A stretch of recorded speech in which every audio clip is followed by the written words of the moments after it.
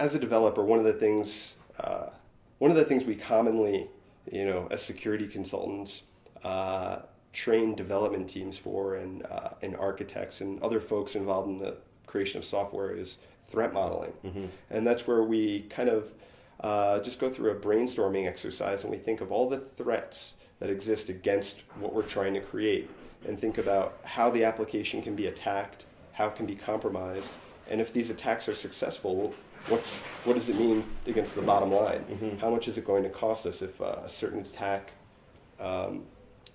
results in a breach of some sort of data? So that's threat modeling, and there's also the concept of modeling out abuse cases as well, right? Not just a use case, but an abuse case. Many developers don't think in terms of abuse cases. And what would a malicious person, someone with malicious intent, do how would they walk through the application? How could they potentially turn it on themselves? Right. So a use case might be we need to let the user enter their credentials and store them, permanently or semi-permanently.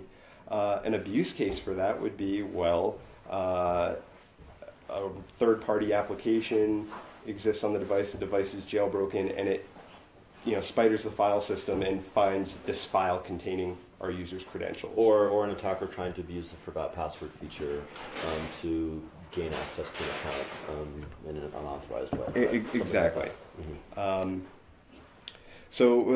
But the point being, we do the threat modeling, also known as like a risk assessment. We figure out, okay, what is our true risk here? And then we can kind of make a decision like, okay, maybe it's okay to store these credentials. It's just for our gaming platform.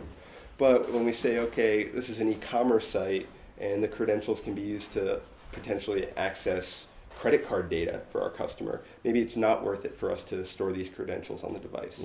So I really think it's important that developers and other folks involved in creating this software, they really think about what does the application really need to do and what are the risks inherent with that. And then if they decide that, the risk is acceptable to us, we'd like to store the credentials on the device, then they need to understand what secure mechanisms exist on the platform that will allow them to do that. And this will be platform specific. Platform specific, correct. Well, if I'm a developer and I'm trying to get used to this concept, maybe this concept of creating abuse cases is a little bit new to me.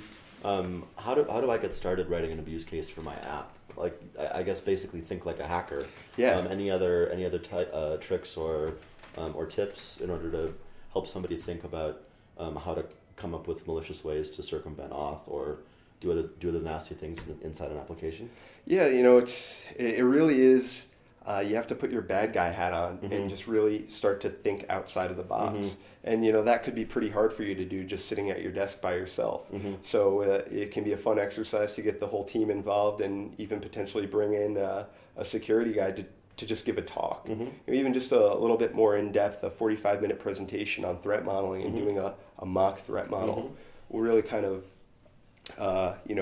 open your eyes and get you thinking in a different way, which is what you need to do if you want to find these flaws before they come to exist in your app.